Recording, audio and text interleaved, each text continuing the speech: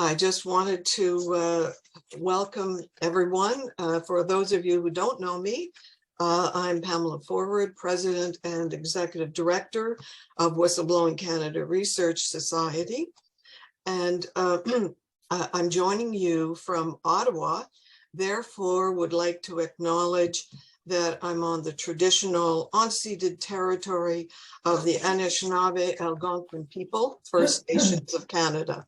And for those of you who are joining us for the first time, we're a nonprofit registered charity dedicated to advancing education on the whistleblowing phenomena, that contradiction of punishment for the truth teller and all too often impunity for the wrongdoer. And this is the third in this series of webinars to that end. And our previous webinars can be seen on the homepage of our website. So I know you're all anxious to hear from our speaker, who's Dr. Ian Braun, and to learn about the much anticipated results of his work on whistleblowing in Westminster governments, such as Canada, and why it's still unsafe. So without further ado, I'm going to turn the proceedings over to our moderator, Dr. Paloma Rago. Paloma is assistant professor in the School of Public Policy and Administration at Carleton University in Ottawa, and she is also founding director of Whistleblowing Canada. So Paloma, over to you. Thank you, Pam. So welcome, everyone. I do want to apologize about the snafu with the link, and for my cat who really loves Whistleblowing Canada and its seminars. As Pam said, I'm a faculty at the School of Public Policy and Administration, founding board member. I'm also the director of the Charity Insights Canada project, which is a 5-year initiative dedicated in building the knowledge and infrastructure around the charitable sector in Canada. So as Pam mentioned, Whistleblowing was founded in 2019, and the organization's purpose is to advance education on whistleblowing by conducting research on the whistleblowing phenomenon and culture in Canada. So we're trying through seminars, we had a conference for the interested public, whistleblowers, employees, and leaders in Canadian public and private organization. Today, I have the privilege of hosting Dr. Ian Braun. He is an accountability advocate and a former whistleblower, having raised concern about Transport Canada's oversight of marine security. His career has spanned a number of roles: naval officer, educator, federal government regulator, and program evaluation team leader. He successfully defended his PhD dissertation on whistleblowing in Westminster governments in August 2022. His long-term interests are to continue research into this field and continue his advocacy, assist individuals, assist organizations develop robust speak-up systems. So our speaker will talk for about 25 minutes. During this time, I will be muting everyone in case people join us during the talk. After the presentation, we will open the discussion, the session to a discussion and conversation. So as a note, should we be Zoom bombed? Sometimes these things happen. I will stop the seminar and invite everyone to log back in. So just so you're aware, if there's something weird, I will just stop it right now and I will admit you back in. Once the speaker is done, I will ask you to use the hands up feature, which is at the bottom of your screen. So I see the order, and so I will ask you.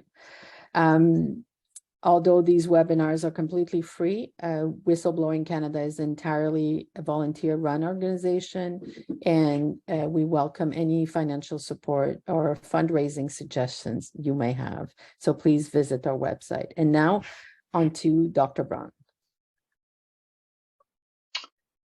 Thanks a lot, Paloma. I want to, first of all, apologize if I seem a little bit less animated than I normally am. I've been dealing with a personal family situation the past couple of weeks, and it has occupied a lot of my time and energy.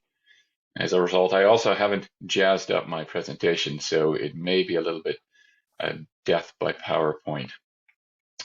But with that in mind, I think I will share my screen, if that's okay, and explain a bit about myself, about my research, and what I found in this process.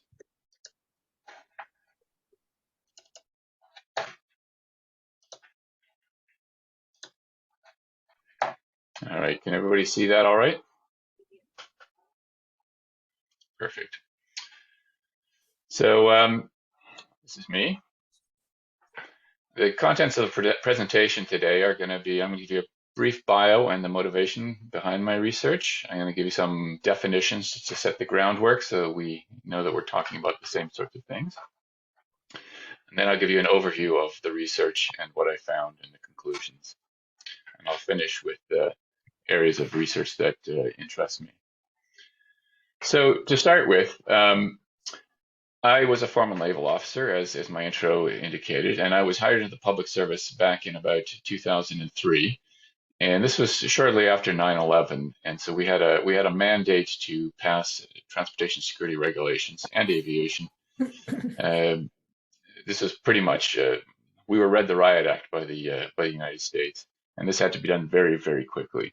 So what happened is we had gaps in these regimes as we put it together, which was just fine because I mean when you're in a hurry, there are going to be errors. The problems arose when these gaps weren't fixed and when the regulations weren't properly enforced. This was compounded by problems within the unit itself, some nepotism and some misconduct by some senior officials. I tried to get people to help me in resolving these problems, but nothing seemed to work. The relationships between the senior management, it was just a tight web that wouldn't let any complaints get through. And I faced more and more hostility. Ultimately, I went forward with a disclosure to various authorities. The PSDPA, the Public Service Disclosure Protection Act, wasn't yet in force. So I didn't really have any avenue to bring my complaint to. So I tried the Auditor General, I tried the Senate committee, and I tried, of course, taking it straight to the minister. The reaction was almost immediate and incredibly hostile. The organization convened a week of meetings to respond to my report because I put everything into a report. And they came at me immediately through two avenues of reprisal. One was to investigate me for a violation of security policy. That failed because I hadn't. And one of the officials who was brought in had enough integrity to say so. And then they solicited complaints of harassment against me, saying that I had harassed the people I implicated in my disclosure. They didn't actually ever investigate whether my allegations were correct. However, they did one of these superficial and outsourced investigations where they looked at a few things and came to the conclusion that accepting some gifts from industry was just fine, and everything was just fine. We faced me and my peers faced some incredible violations of due process. We responded with a grievance and had our first level of grievance heard by one of the people we were complaining against. It was truly surreal, and the union representative was no help either. He stood up at the end of that atrocious little session and started talking about a golf date with the adjudicator. So it became clear to me that I wasn't going to get any satisfaction through the normal processes. I tried suing, that failed. My case became a precedent in which public servants can no longer sue the government for whistleblowing. As part of my sense-making process, I met other whistleblowers, important people such as Alan Cutler, and I met other advocates such as David Hutton. And we started comparing stories, and there seemed to be a common theme in many of these. I was really intrigued how organizations responded in a way that suggested a circling the wagons, and there was almost like it's almost as if the individuals didn't matter. It was just an organizational response. So I became curious about this and started just casually reading on it, and ultimately enrolled at Carleton to do a PhD. So as I was saying, I was curious why when whistle governments pass whistleblowing laws, outcomes for the public sector whistleblowers don't seem to have improved, because the governments, when they do this, they're signaling to people that okay, it's safe now to blow the whistle, and we'll protect you. But this didn't really seem to be happening. I didn't see evidence of this. There's no shift in reaction pre and post the passing of the Public Service Disclosure Protection Act, which I'll just refer to as the PSDPA from now on. It's common for people to say, well, implicated parties are the reason why you're getting this negative reaction. But what I saw was people who weren't at all implicated joining in. And I also saw this in my research, by the way. People reported that people who were in no way implicated in the wrongdoing would volunteer to assist in reprisals. One was humorously cynical and just described it as a career advancement tool for some individuals. And it really seemed like an immune whistleblower, where the whistleblower is the invading organism. This was first observed by C. Fred Alford, I think, in his groundbreaking work. He wrote a book on it a number of years ago, back in 2001. Again, and also, I didn't think that poorly drafted laws provided a complete answer. They are certainly part of the picture, but I wanted to focus more on the institutional and organizational aspects of this. So I focused on institutional effects, and these are the questions that were in my thesis. Basically, what I wanted to find out is, why did the political and administrative actors implement whistleblowing regimes? What was their motive? What guided the design of those regimes, and how have they been received and implemented? And is there any evidence that they're working, for example? And do they meet their implicit goals? Many of these are implicit. They aren't there. I haven't come across a single regime except one in which they've done a well-developed logic model. Even actually, well-developed is the wrong term for the one that I have. It was a mess. And do they seem internally consistent with what are considered Westminster institutions? Because that's what I was studying, Canada, Australia, and the United Kingdom. So this is probably a good point at which to stop and say, what am I talking about when I'm talking about whistleblowing?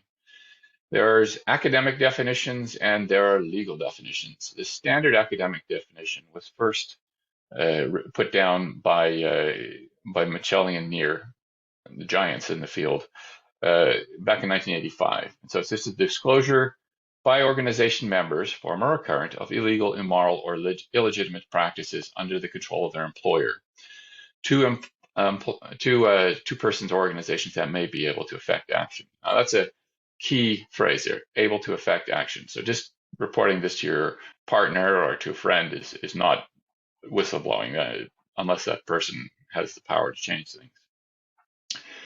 But in law, the term whistleblowing is very rarely used. It's usually protected disclosures of wrongdoing, and the definition of wrongdoing is quite narrow, because if you look at the academic definition, it's very broad. It could include a lot of things: abuse of authority,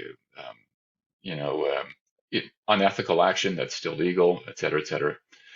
Gross mismanagement is another area of, it's one of the areas that's usually covered. It can be financial or otherwise. Gross is sometimes defined, sometimes not. It's usually based on what a reasonable person would think, but it's always interpreted by people within the organization. So that's a minefield. Illegality and corruption, of course. Any actions that may result in harm to the organization, the public interest, or health and safety of persons or the environment. Sometimes they include unethical practices, referring to a code of ethics or conduct. Not often. In Canada, there's only a few that do so. The PSDPA is one, but most provincial statutes don't have that. Reprisal is also usually narrowly defined to include formal employment actions. So formal employment actions are things like being moved to a new position, having responsibilities taken away, getting a poor performance evaluation based on the whistleblowing. Informal ones are really hard to address because they include things like being ostracized and blacklisting. Blacklisting is particularly insidious because suddenly you can't find work in your field. So if you're somebody with a very specialized set of skills, such as nuclear engineers, you may never find work in that area again, or financial folks included. Another thing I should define are what I mean by relevant Westminster conventions. As people here will know that we don't have the same system of government as the United States. Westminster governments have a number of unwritten rules. They're increasingly being codified, but they're still pretty undefined in most cases. So one is ministerial responsibility. The minister is responsible for everything that happens under them, although that's accepted that it doesn't include things that they don't have direct knowledge of nowadays. And the second is that public servants owe their loyalty to the minister and not necessarily to the public.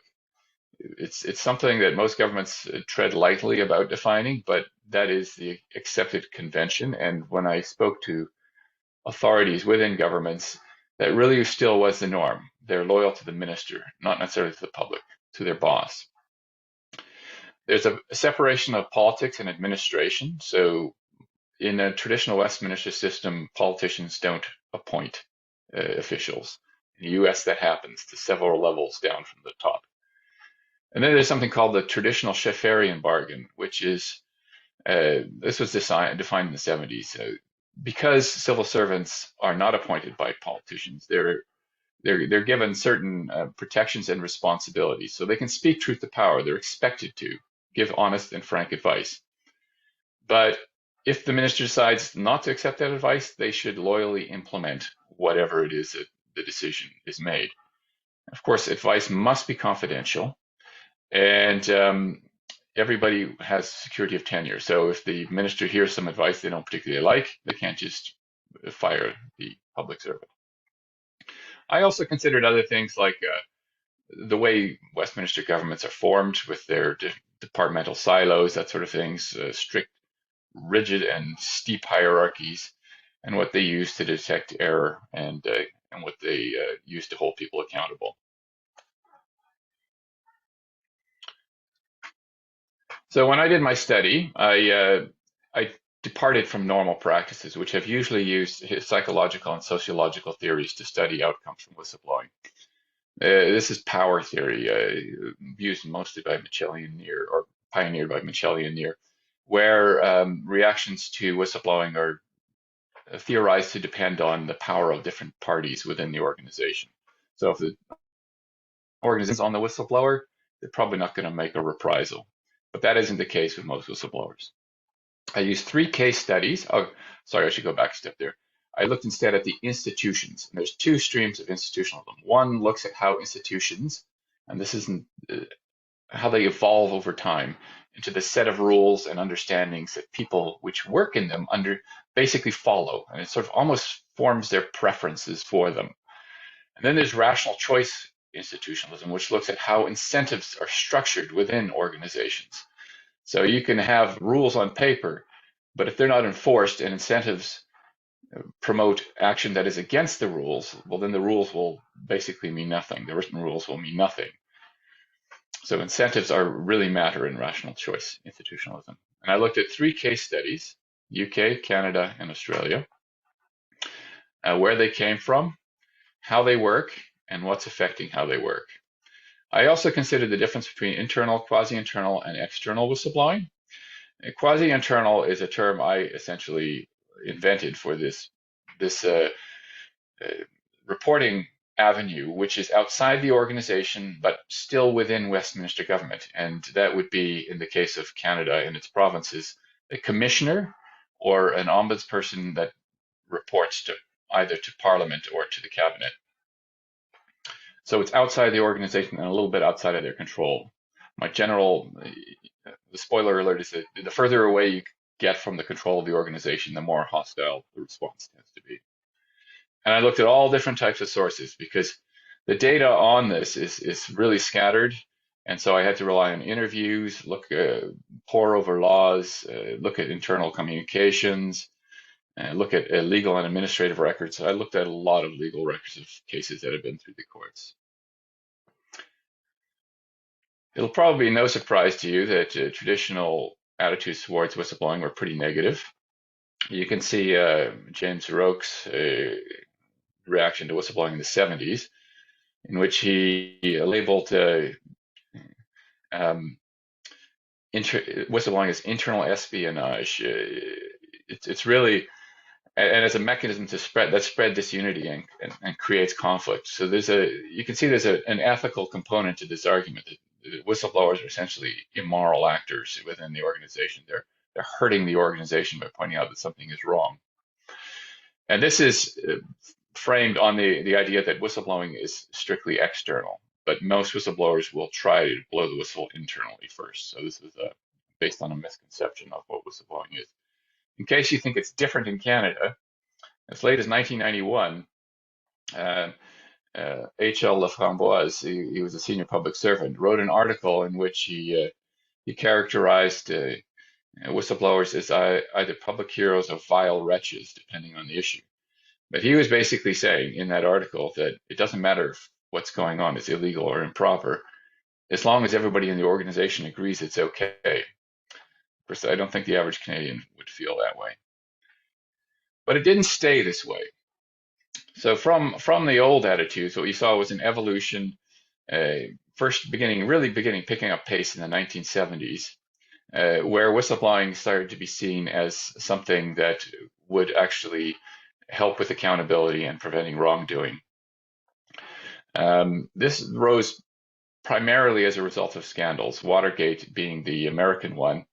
There was some cases in both the UK and in Canada where there were also prominent whistleblower cases. Bob Thompson was an employee at the embassy in Chile who exposed the ambassador's attempts to characterize the opposition to the brutal dictatorship of Pinochet as just not real refugees. It's not real. He suggested that the government shouldn't accept any refugees.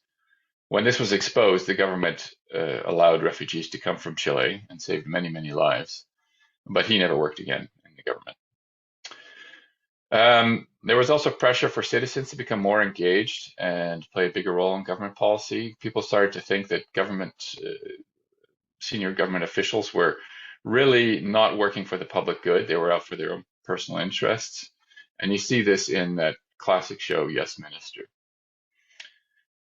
It was Ralph Nader, of course, who really started to push the idea of whistleblowing as a concept. And he actually popularized the term, and this spread to Canada and the UK and other countries. So from this, what happened? What I found in my study was that the emergence of whistleblowing regimes in each of the case countries followed a pretty similar pattern. The traditional bargain between the public service and its administrators got eroded. Essentially, the political actors wanted more and more control. They no longer allowed the public service to say no, or to say, not that the public service ever really said no. They would say that may not be a good idea. They took control of incentives, and they wanted the public service to say how high when they said jump. But this was accelerated by the advent of 24-hour media coverage. This allowed the media to focus on scandals for longer periods of time and really drew public attention to the problems that would arise. So this created pressure to increase accountability. But still, whistleblowing wasn't the first thing that they would accept. In the United States, they introduced their first whistleblowing legislation in 1978. But in all of the Westminster countries, it took much, much longer. They dragged their feet for another 20 years at least. They would first try things like transparency, such as public consultations and freedom of information law. And then they would try codes of ethics.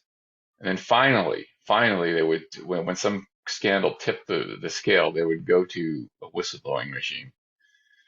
And it becomes clear from how these regimes emerged that they offered a solution to the problem of legitimacy, as I say, as I put it. Governments were in a situation where they had to prove that they could still keep the public trust. So they would finally accept, okay, we have to have a whistleblowing regime. We're going to put this in place, and so this last scandal we had isn't going to happen again. Administrators have traditionally said, yeah, that's a nice thought, but we don't really think that's a good idea. So they've typically opposed it. And if you see this table, you can see that most of the things happen in most countries in roughly the same order. They would start with a preliminary whistleblowing policy and then move to a law, something that was more rigid. But what did these regimes look like? Well, whistleblowing laws usually come in one of three flavors, or one or more of three flavors. They can either be based on protection. So they say, okay, we're going to protect you so you can feel safe, you can speak up, or they produce a structure. Really, it's both. Those usually go hand in hand. We're going to create these avenues to make the disclosure so that it's properly investigated and that you are protected. And a third approach is to use financial incentives. This can be through bounties. There's a variation called qui tam in which a whistleblower essentially sues the offending party on behalf of the government. This isn't used in Canada at all. So I'll just put it, no public service uses this, partly because it's hard to monetize some wrongdoing, and partly because there's a moral component to it that people think whistleblowing should be purely altruistic. The logic of most of the regimes and in the other case countries is basically that there should be protection. And this usually takes the form of either confidentiality or retroactive compensation. So if you feel you've suffered a reprisal, you can make a claim through some authority. Canada and Australia do require an organization to implement safe avenues for disclosure. The UK does not, because its law applies to every worker in the country. So they basically say, this is the avenue you use to get redress if you've faced a reprisal, and they consider whether there was a safe avenue in making the award to the whistleblower making the claim.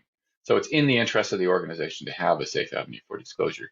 They also have tiers. So if you don't succeed at the internal level, you can take it to a regulator, and if that doesn't work, you can go to the public with your disclosure. But the standards for these disclosures get higher at each level. The implied logic, of course, is that whistleblowing will be encouraged and that an investigation will be facilitated. This, in turn, should lead to increased trust in and the use of the regime. So more whistleblowers, you're expecting more whistleblowers. It's generally accepted that more whistleblowers is a good thing. It means that the organization is promoting people to come forward with the problems. You also want a quick correction of the wrongdoing. That's in the interest of the organization and the public. And ultimately, of course, improved government. But do they work? This is the crux of this particular this study. The problem is that there's very little data that they do work. I suspect, though I can't prove it, that this is on purpose. It's not impossible to find data, to get data on whether a regime is working. One would be what has been done in the US and in Australia. You simply put out a survey to your employees saying if they've seen wrongdoing and whether they've reported it. That's one key factor. You can also ask people who have used the system whether they were satisfied with the process. This isn't done in any country that I looked at. And even where it has been used, it's only been used sporadically and then abandoned afterwards. The broader effects on wrongdoing and governance aren't even looked at. There's no logic model to how these things should work, and certainly no performance framework. There's no tracking of it over time. In Canada, they did a review of the PSDPA in 2017, and the government did absolutely nothing with the recommendations. But the available evidence does suggest that internal reactions to whistleblowing remain negative. There's still a stigma to it. And the reprisals get worse the more persistent the whistleblower is and how close the disclosure gets to the public. Trust appears to be low in the system, resulting in low levels of use, either very steady or sometimes in some cases actually falling. And the awards for reprisal are either low or non-existent, with decisions on this taking 5 to 7 years. Now, governments could put a stop to reprisals when they get a complaint, but I'm not aware of any case that it's ever happened. So essentially what you got is 5 to 7 years for the organization to conduct reprisals on the whistleblower with no protection at all. So many of them have to leave the workplace and end up on stress leave. I certainly did. Many of them end up with PTSD. And overall, there's no real evidence that the regimes are meeting even the implied goals, the broader, better governance ones. I actually had some officials tell me that, well, there's no evidence that it's working, but you haven't presented any evidence that it's not working. This is one of the most absurd arguments I'd ever heard. Is that, how do you prove a negative? And since you're making the claim that they work, really the onus is on you to establish that they do work. So this allows performance to be contested. Advocates, of course, argue that all the regimes fail. Doesn't matter which of the countries you're in. All the advocates say that they fail or they're not as good as they could be, even in the ones that work best. In my studies, Ireland seems to work a lot better, but I didn't study Ireland. And they often point to best practices in law because there is so little evidence to assess whether they're working in practice. Governments usually argue they are effective or they're in the process of getting better. It's a new regime, it's a common argument. We'll get there. And some enforcement officials can be defensive about their records. For example, the example I gave about providing evidence that it doesn't work. However, I did get some really good feedback. When I spoke to the Integrity Commissioner's office in New South Wales, they were honest about their ability to enforce whistleblowing protections. So what is going on? What's happening here? What I found through my interviews is that through the interviews and the study of the different cases and how the laws emerged, is that these laws were designed to favor internal disclosure, essentially. What the drafters appear to have wanted, and again, this is circumstantial because it's hard to find the actual drafters, some of whom have passed away, in fact. They want the disclosure to go internally and will punish almost uniformly, will punish any disclosure to the public. It's an immediately hostile reaction.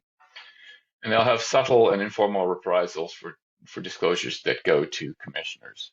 They won't be quite as obvious because they know that the commissioners will notice this and they'll have to answer to it, but it still happens. So you can see your career stall in a way that it might not have otherwise, for example. A good example of this is Edgar Schmidt, who took his whistleblowing to court, and the organization immediately tried to fire him, essentially, suspend him without pay. And the judge in the case was not impressed and ordered that to be reversed immediately. From a broad perspective, these laws don't put the whistleblower first. And I've been studying provincial statutes in Canada, and it's exactly the same at all levels. They want to favor a controlled process, which essentially remains secret forever. This process also gives the management an advantage in that they can respond to the findings in ways that are in ways that the whistleblowers don't have. The UK's regime appears the most successful. Adjudication takes place outside of direct government control. It goes to their employment tribunals. That said, they tend to treat whistleblowing as an ordinary employment dispute, which it most emphatically is not. The organization is attempting to protect itself from something other than just an ordinary pay dispute, for example, or a leave dispute, in which there's no threat to the organization's existence, because some whistleblowing can put the existence of an organization in jeopardy. So the awards tend to be low, and they have been falling over the past 20 years. So typical awards are in the 20,000 or less range. There are occasionally big ones. Overall, the norms within these organizations remain hostile. Whistleblowers continue to be viewed as a problem and not a solution. And that's the way I always try to pitch it. Whistleblowers are a solution to detecting internal wrongdoing. Part of this is hierarchical norms, which are corrosive. You're expected to be loyal to your boss and to the chain of command, not to the public good. Frank advice is grudgingly accepted, but if you keep persisting with a whistleblowing disclosure, you start to be viewed as the problem. And the problem, of course, is that it usually takes several attempts to get any problem addressed through whistleblowing. So the risk increases at each level, particularly in the public service. There's an organization in the UK that found that public service is particularly dangerous to raise repeated disclosures concerns. The confidentiality norm is being distorted into secrecy. Basically, they don't want any of this information out. Other significant factors that seem to be at play. There's much more political interference now in the public service. In the old days, political actors usually included the minister and maybe one or two assistants. Now, there are many appointed political staff who can actually penetrate into the department and look over the shoulders of public servants doing the work. There's also, this has led to pressure not to keep a written record on things. One of my interviewers said that it used to be that the minister liked his opinion, even if he didn't disagree with it, and wanted it in writing. But now that's not so much the case. They don't want somebody doing a freedom of information request and discovering that the minister had two options and he chose option B over option A. The incentives have also been changed. So everybody is worried about their careers, and in case of politicians, they're worried about getting reelected. So this creates a real pressure to have error-free administration. It's impossible, of course, but and many people have said, this problem that I reported could have been dealt with quickly. They could have just admitted a mistake, and public attention would have moved on pretty quickly. It's the old case of it's the cover-up that gets you, not the wrongdoing. And political actors have taken control of incentives, and they do this by making the position of top civil servants very precarious. In Australia, they work on 3 to 5 year contracts, and they can be fired pretty much on the spot. In Canada, it's a little more secure, but they can still be moved out pretty much at the Prime Minister's discretion. In the UK, it's harder, but and they actually have a more robust protest system there. So a deputy, what we would call a deputy minister, they call a permanent secretary, can actually say, I don't think this is a good idea.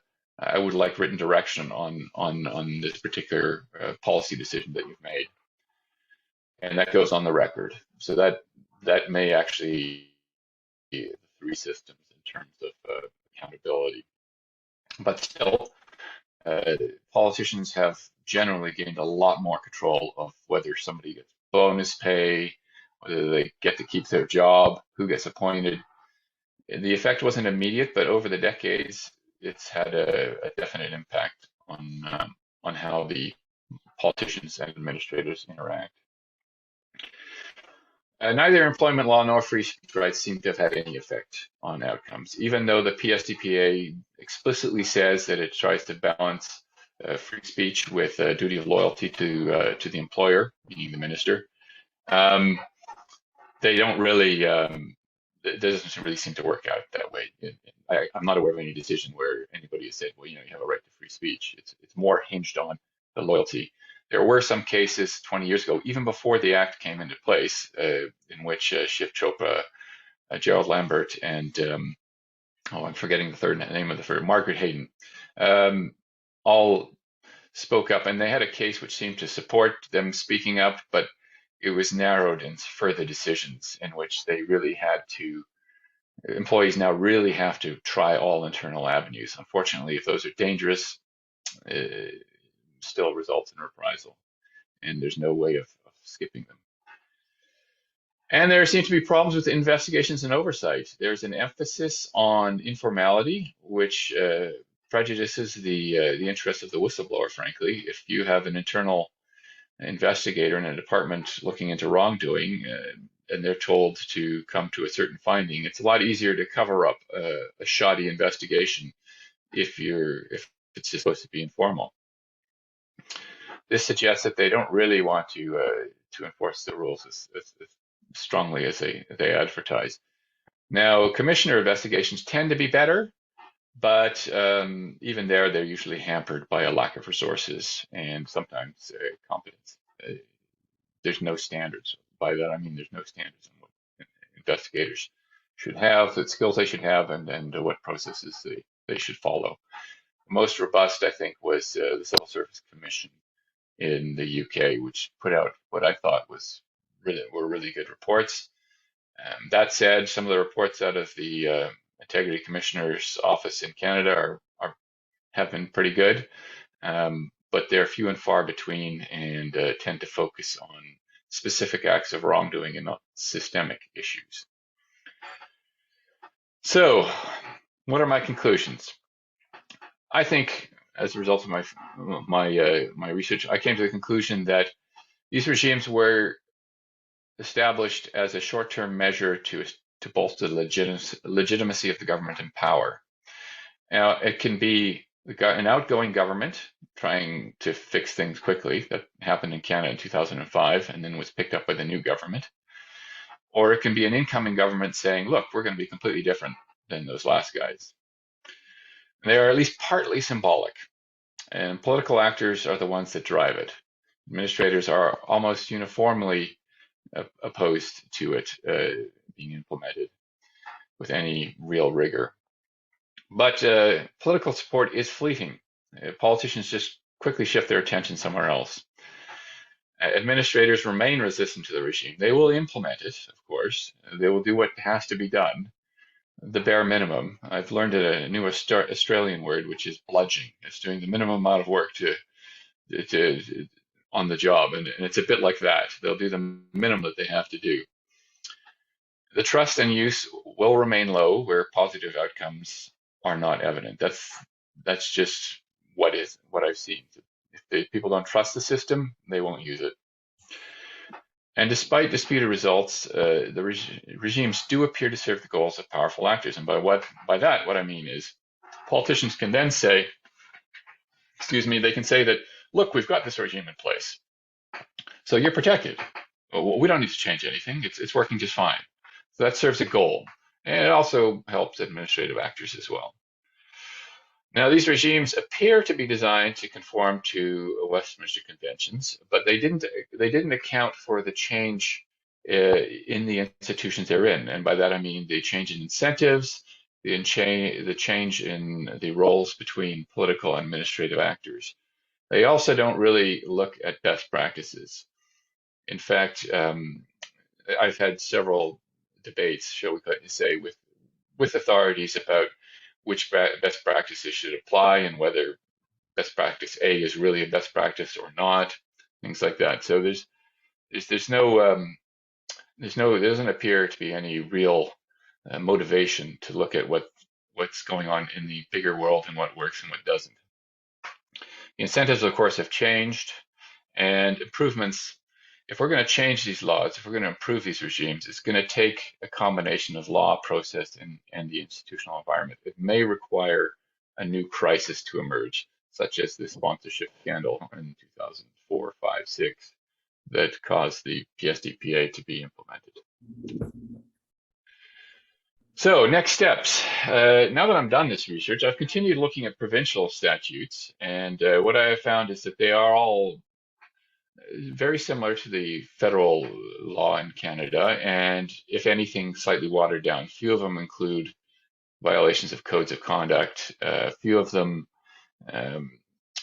give many rights to the whistleblower, and results are few and far between. Some aren't used at all. New Brunswick's regime hasn't been used at all. They don't even issue reports anymore, even though they're required to by statute. So that's an area of interest to me, is measuring how these regimes compare with international best practices.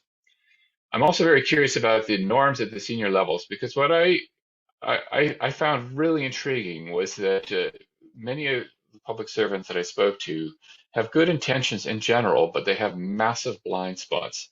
And they also seem to prioritize certain things over others. And maintaining a process that is controlled by senior management is very, very important to them. And they don't seem to see that that the things that they value may not be what the public values. So I'd like to examine that more closely. And I'm also interested in the performance measurement of these regimes, because no regime does it well. No regime, many don't do it at all. They just say it's working and leave it at that. And as was introduced, and as I stated in the introduction, I'd like to continue my advocacy in this field. And that brings me to the conclusion of my presentation. So I'll stop sharing now Thank you. and open the floor to questions. Thank you, Ian, for your very exhaustive presentation. Really interesting. In the interest of time, so we started at 12:10. So although we say we end at 1, we can add another 10 minutes. So it leaves us about 15 minutes for discussion. So I open the floor for questions, comments, and please just raise your fictive hand, or if no one's talking, please unmute yourself. Marian? Hi, thanks a lot for your crystal clear presentation. It's really intriguing and interesting for me. I do not do any research in that particular area, but I have a very naive question for you. You briefly mentioned that Ireland seems to work a lot better. And I was wondering whether you could possibly develop on why Ireland is doing any better than the rest of us. Thank you.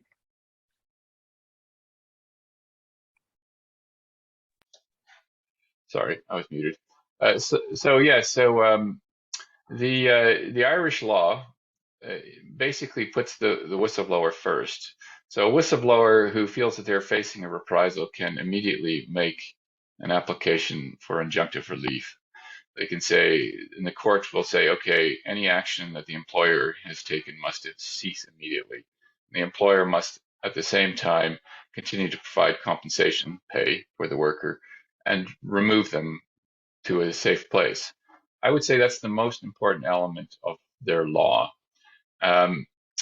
It's not a perfect regime, and they're introducing amendments. That's another thing that I would say is very positive, that they were reviewing it and they are trying to fill the gaps. One of the things that happens with many of these laws is that the wrongdoing organizations will immediately start probing the regime for loopholes. And in Ireland, the loophole was the protection of trade secrets. So they could shut up whistleblowers using this particular loophole. But in general, the Irish law puts the protection of the whistleblower first. And that's really important because it's accepted that if the whistleblower can survive, then the disclosure survives. And that means a better chance that the wrongdoing gets corrected. Thank you. I will ask Tim. Oh, good afternoon. It's very informative speech. It makes me feel less alone in what I'm going through. I've written a report on problems within the Ontario government organizations, and I've recently received a letter back from the ministry saying that they want me to provide evidence when I've asked them to look. I've given them directions of where the evidence is. You got any suggestions for next steps, or do I just, I've done a FIPA request to get their investigation notes to see if they even did one, but I'm looking for any suggestions from somebody who's gone through much the same thing. That's tricky without knowing more about the particular case. I'd like to suggest that you contact me directly, and it's a very hazardous minefield. If you make a single misstep in the process, you will lose any protections that you have, and they will not show any reluctance to come down on you with a hammer, in my experience. So I often tell people to speak to a lawyer, for example, but I would suggest for the particulars of any certain wrongdoing that you speak to somebody about the details, and because that'll make it easier to suggest alternative avenues to look at, essentially. Well, I was relieved from my position for my internal complaints, and I had a step dance with the Integrity Commissioner of Ontario, who didn't like it when I renamed him the Lack of Integrity Commissioner in our conversation. And it's interesting because I can't possess that information now as a former civil servant, and they possess it. So it's just, maybe it's frustration, but I'm really glad to hear that you've gone through much of the same thing with the federal groups. Yeah, and the part of the problem with the Ontario regime is that it usually kicks the investigation back to the implicated organization. If they do investigate, it's usually because they've detected an error in the internal investigation. They have a pretty narrow set of rules that they have to follow. It's a pretty prescribed process. In general, my general impression of these kinds of commissioners is they either lack the resources to fully investigate everything, so we'll stick to real black and white issues where it's really obvious, or they're just reluctant to do it at all for whatever reason. I've encountered both. Mostly, I think it's the use of people who are not who have been acclimatized to the norms of the institutions that have these roles. I don't think that's the case with the current Integrity Commissioner in Ontario. He's a former justice, but the other problem with that is that he might be, again, looking at this as from a traditional law perspective, and not from what's best for whistleblowing law. Thank you. Jackie? So first I want to thank you for this very interesting comparative analysis of the different countries. And I do believe and want to encourage that I think we need to see a universal approach to whistleblowing. I think the organizations involved in this space that we do need to get together and uplift each other's work, just like what I've seen in the veteran communities. We got changes to PTSD, to different compensations, to different practices and scopes, because veterans organizations around the globe agreed that there was a commonality and a scope of practice here. So that's sort of my first part of feeling very encouraged. And secondly, I am mostly focused on the psychosocial aspects. And when you were talking about retaliation, was there anywhere where you were able to dive deep into some of the mental health or physical that these stress-related conditions cause, like PTSD, depression, or any of the stress-related conditions? I mean, like cancers can be associated with increased levels of stress. Any research you found in that area that was compelling? So to answer the first part of your question, yes, I think what you propose is a good idea. You know, a united front. The problem is, of course,